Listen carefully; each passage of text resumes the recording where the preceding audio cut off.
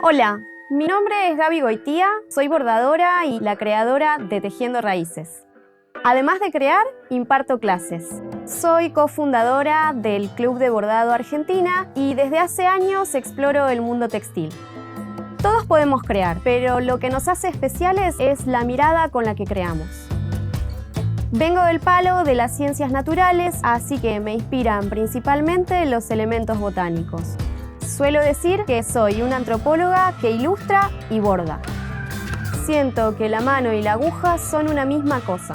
Una vez que se instala la idea, el primer paso es pintarla para luego convertirla en un bordado. Con este proceso transmito lo que veo y lo que siento.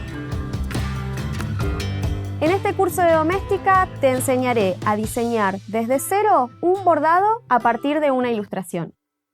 Como proyecto final crearás tu propia pieza con hilo y aguja lista para colgar. Para empezar, te contaré sobre los recursos para buscar inspiración y los conceptos básicos para pensar las paletas de color. Hora de improvisar. Vamos a soltar la mano con acuarelas y bocetar nuestro proyecto final. Más adelante pasaremos nuestro dibujo al bordado y aprenderemos a elegir las puntadas adecuadas. Para dar vida a nuestra ilustración, trabajaremos con puntos para crear líneas, rellenos y pequeños detalles. Te mostraré cómo dar profundidad y textura al bordado y cómo finalizarlo para colgarlo. Por último, te enseñaré a fotografiar tu pieza y compartirla en redes sociales. Al finalizar el curso podrás transmitir lo que te conmueve a través del bordado.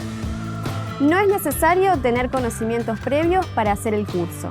Vas a usar acuarelas, pinceles y papel acuarelable, además de tela de algodón, bastidor, agujas finas, hilos moliné y pegamento para el bordado. Descubrí cómo plasmar tus ideas y emociones en diseños únicos de bordado.